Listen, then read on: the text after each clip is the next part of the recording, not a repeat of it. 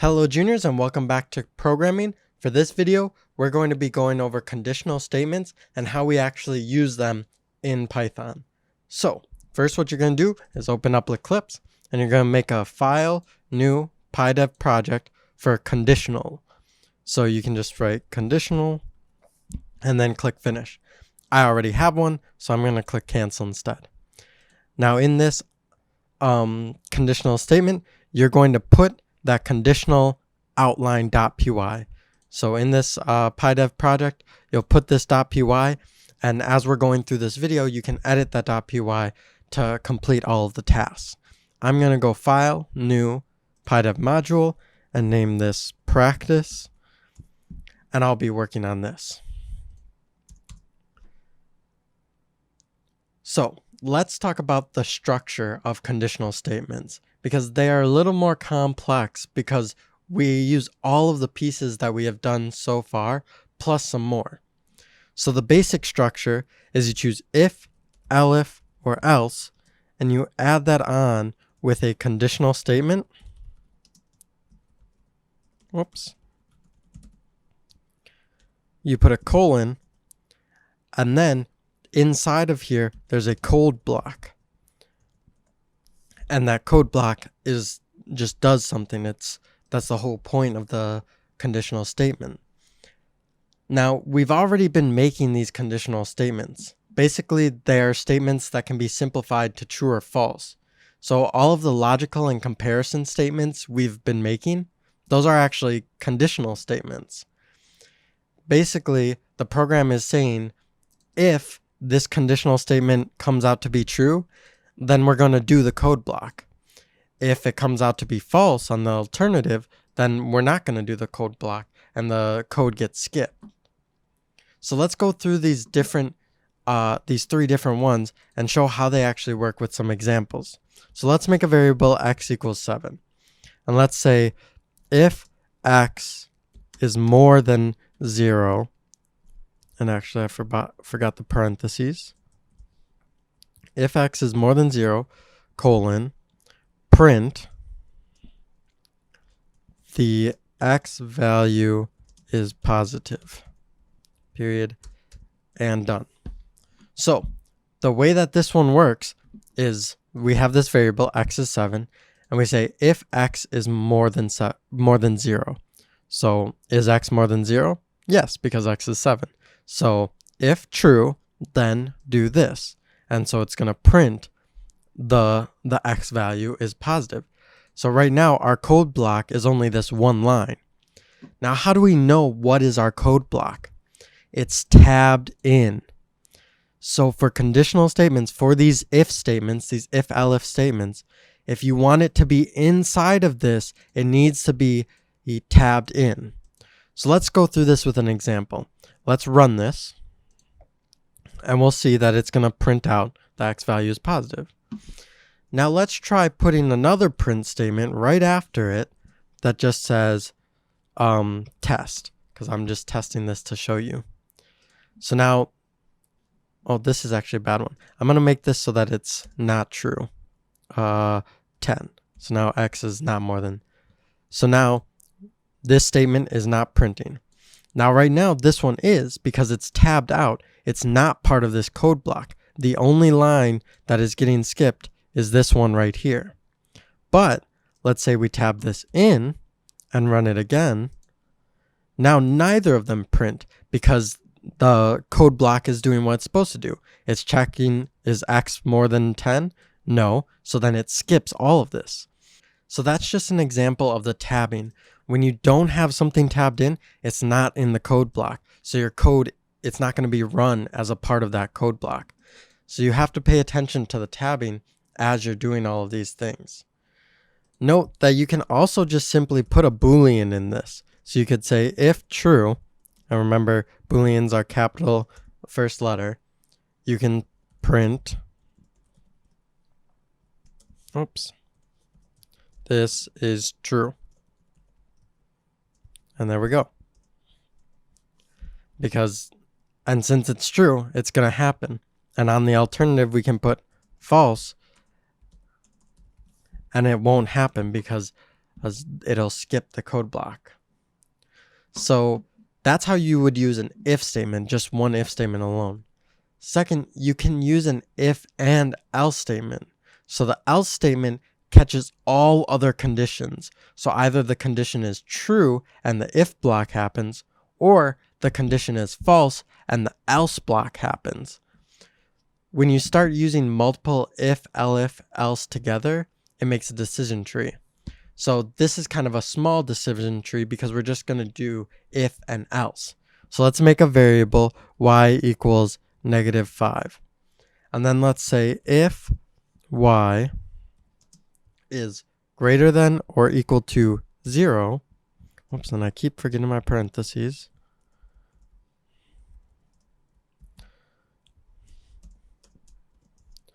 Then we're going to print the y value is positive. And then we're going to say else print the y value is negative. Because if it's not 0 or more, whoops. So this is saying if y is more or equal to 0, then we'll print this, which means if y is more than 0, it's positive, so this statement is true. And then we say else, so if anything else, if y doesn't even equal a number, because y doesn't have to be, y can be anything, it's just a variable. So in any other condition, it will be the y value is negative. So let's just run this. If we run it like this, it'll print the y value is negative. Let's try changing it to a positive one. Oops. Whoops. There we go. And now let's try with a positive. And it'll say the y value is positive. And like I said, we could put anything in here. If we put Michael and run it, we know it's not going to come out as true because it can't even run it actually. Because you cannot compare strings like that. So we'll just stick to the numbers for right now. But like I said, any other number that is not 0 or more than 0, it's going to come out to be negative. And as long as it's more than 0, it's going to say the y value is positive. So finally, you can add an elif statement, which will give you more of a decision tree. So you can add the elif statement that will allow for a second condition. So if is the first condition, and if it's true, then the if block code will happen. If that's not true, then it will check if the elif condition is true. If the elif condition is true, then the elif block will happen. If the elif isn't true, then it will go to the else block because the else catches all conditions. So let's break this up again and actually go through an example. So let's say z equals 13. If z is less than 0, whoops, then print the z value is negative. And then we're going to say elif, and the way this one works is now we get an extra condition. So we say z equals 0. Then we're going to say print the z value is negative, or whoops, is 0. And then finally, we just add our else condition, and that will catch everything else, which is all the positive numbers, and we'll say print the z value is positive. Oops. So now we have 3 branches in our decision tree.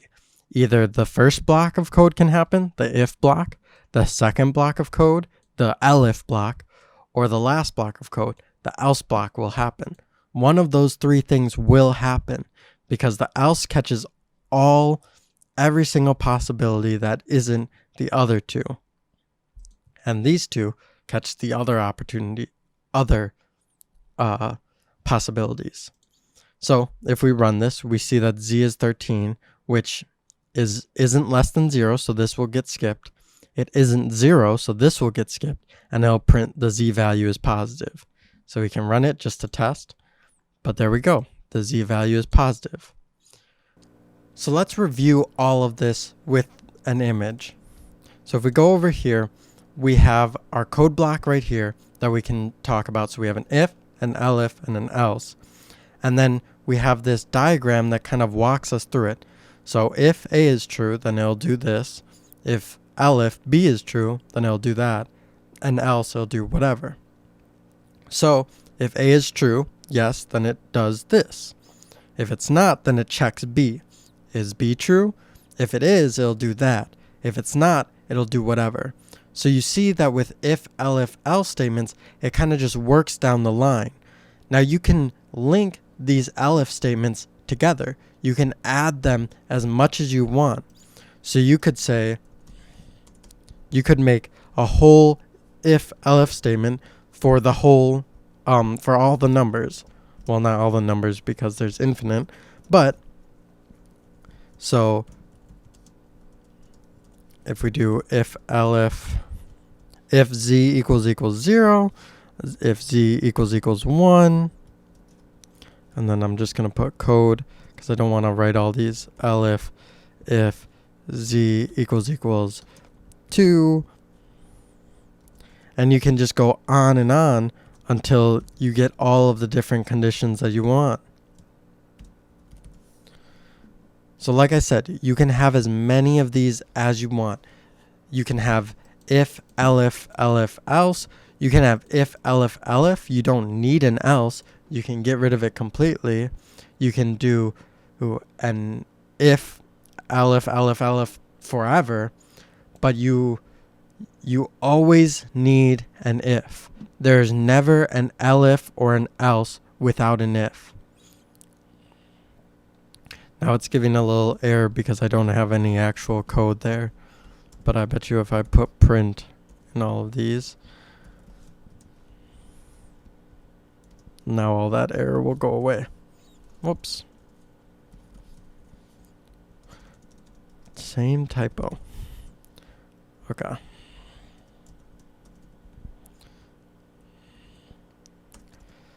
So like I said, you can have as many elifs as you want, and you can have an else if you want it.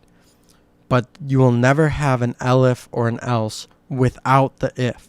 The if is always the first one. It always starts as an if. But then if you want to add more conditions, you can add elifs for each condition, and then else that will catch everything.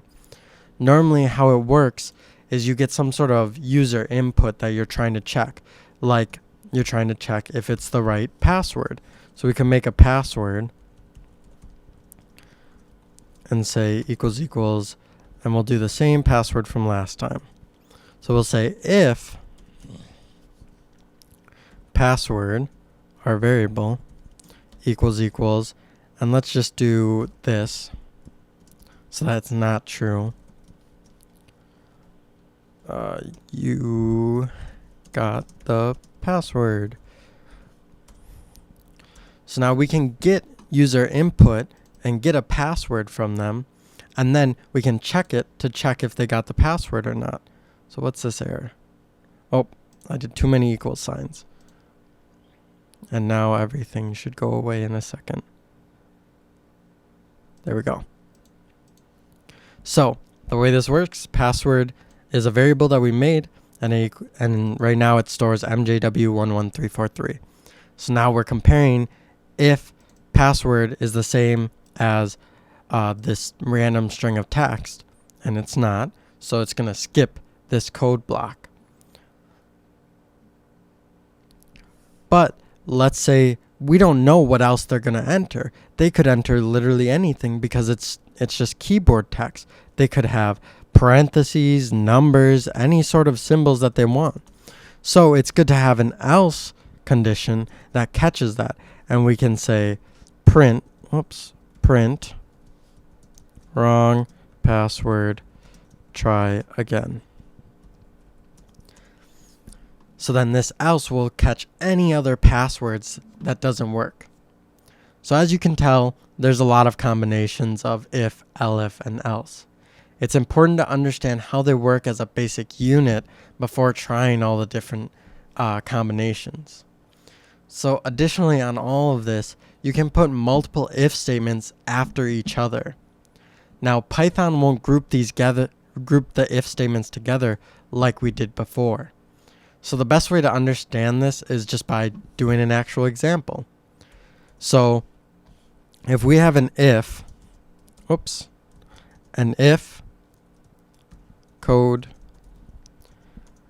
elif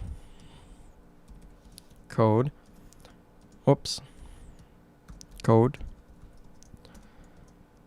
and then let's compare that to an if code, and actually let's add some numbers to these. Code 1, code 2, code 3, if code 4. Now, the way this works for the if elif, there are only 3 things that can happen. The if block will happen, the elif block will happen, or neither will happen because both of them are false. With the if, there's more possibility. With the 2 if ones, there's more possibilities. 1, the if block could happen. 2, only the second if block could happen. 3, both of them could happen. Or 4, neither of them can happen. So the difference is that both blocks can happen, whereas with if and elif, with this combination, only one of the blocks can happen. So that kind of goes back to our decision tree. With the if-elif combinations, it's going down until it gets the right thing or nothing happens. So until the condition is met, it's going to keep checking all of them moving down. Same with the ifs, but the thing is, only one of these can happen. If elif is true, then it's going to do that and skip else. And you've seen that with all of our other ones. If we make this password correctly, and let's run this, it's going to say, whoops, oh, because I don't have any print statements.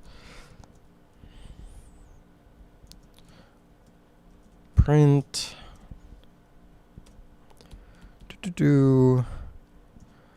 print, and print. Okay, so now if we run this, it's going to say you got the password. Notice how it skips the else block. How these work is it only allows for one to happen. So out of these 4, only one of them is going to happen. And it goes down in order. So if this one is true, it'll happen this first and skip the rest. If this is true, then if this is true, then this will happen and skip the rest. And so it has to go down. For this one to happen, this one has to not be true, and this one has to be true. Same with the password. If the password is true, then it's only going to do the top one and not the else. If the password is wrong, it's going to skip the first one and go on to the else block. Now, this is comparing to if blocks where both things can happen. If both of these are true, so let's just throw some trues in here and some numbers. 1 for the code block 1, code block 2, code block 3, code block 4. Now if we put all of these to true and true, and we run this, you're not going to see code block 2, because remember, it's going to check if this is true. It is, and it's going to do this code and skip all the other ones that are connected to it, all the elifs and else. But with multiple ifs after each other, both of them can happen because they think that these are 2 different trees. So the if kind of starts out this decision tree, and so you can kind of think of these as 2 separate things instead of as one unit together, whereas this is one unit together. So remember, we've already been making these conditional statements too. The conditional statements are the thing in the parentheses. Now all we're really learning with this is adding the if, elif, else blocks to them. So we're adding this little bit of syntax around it and adding the code that can happen. But with this, it allows for so many more possibilities because now your program can actually diverge and have different things happen. So if the user enters different text, like for our survey, if they answer invalid text, like say they didn't answer an actual color, we can reject that input and send it back to them. So now let's talk about errors with conditional statements. Now remember, an error is a bug or something that went wrong with the program. So there's syntax errors and logical errors. Syntax error means that there's a problem with the program's syntax, how it's actually written. Or a logical error means that there's a problem with the program's logic, which means that it just doesn't make sense and it shouldn't happen. So remember that the syntax is this thing above. You have an if, elif, else, plus the conditional statement and parentheses, a colon, and then the code block. So some common syntax errors are mistyping if, elif, else, missing the parentheses around the conditional statement. You've seen me do it, but watch, if you miss that parentheses, now it doesn't even recognize those as keywords. But if you put that parentheses there, whoops, wrong one. If you put the parentheses there, then it recognizes them both as keywords and turns them red. Another syntax error is missing the colon. This is a big one. Everyone always forgets this. Make sure you put the colon there. The way I remember it is I use the word then. If this happens, then. And I use that colon as the word then so that I never forget it. Another common syntax error is not having the code block tabbed in. So remember, if it's not tabbed in, it's not inside the code block and it won't happen. So if we didn't have this tabbed in, watch. We see from our last run, 3 did happen, right? But if we do it again, it's not gonna, because it expects some code here and it doesn't have it. So you need to indent it. Another common syntax error is putting the different conditions out of order. So it always goes one if, however many elifs, and then an else. Remember, you can't have multiple elses or if statements in the same decision tree.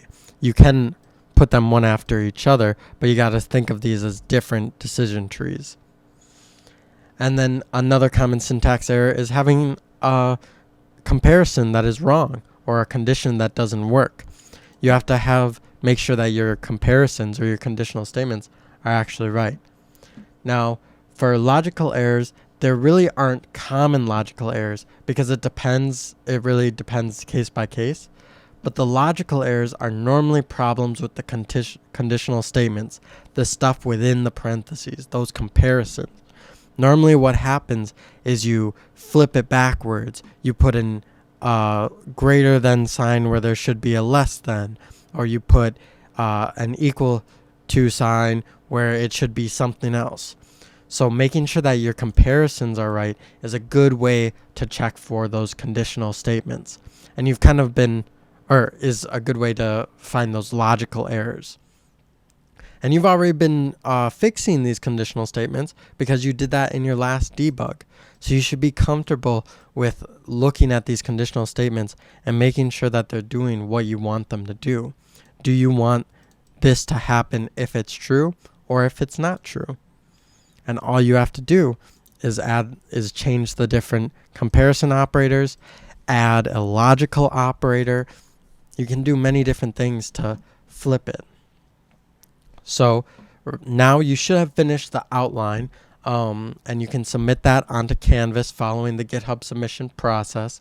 If you didn't, go back through this video and fill it out as you go through. After you complete that and submit it, you're going to go on to the drills. So you'll download the conditional drills and submit it on the activity prompt. But let's just take a look at it. Again, there's only 5 of them this time because you're doing more. You're doing whole decision trees. So now you're going to do these different decision trees, and it tells you how much you're going to use. So you're going to make an if, elif, else statement for this one. And then you're going to make an if, elif statement, and then a separate if statement. So you're just going to go down these, read what it asks you to do, and then do the task. Once you do that, submit it on the GitHub or on the Canvas drills activity prompt, and following the GitHub submission process. Finally, after you complete the drills, then you can move on to the debug drills. And let's just take a quick look at these. Again, these are just going to be functions that have some errors with the if statement. So now we've laid for this if this one, it only has 10 errors, but it's only this function, there's only one of them. Again, you're only focusing on this decision tree. You don't have to look at these lines over here or these lines down here. You're just focusing on this decision tree right here. And what it's supposed to do, it tells you up here in the comment. So in this thing, in this comment above the function, it tells you exactly what the function is supposed to do. So you can look at this and look at this and see, is that what's happening? Is that is the code set up so that that will actually happen? Right now it's not. There's 10 errors that are stopping it from running. So you'll fix those errors and then you'll submit it on the debug drills activity prompt. And then you're done for the conditional statements unit. Now, if none of this made sense to you, there's more examples in the conditional exercises. There's a written version of all of this in the programming manual. And that's sometimes really helpful when you're talking about all these different if statements. How does it work? Sometimes the manual is helpful just for understanding it. And then finally, if you don't like the way I teach, there's W3 Schools and Tutorials Point that can give you a little bit more of a background on these conditional statements. If you need anything, juniors, you can always email us, but otherwise, I will see you later.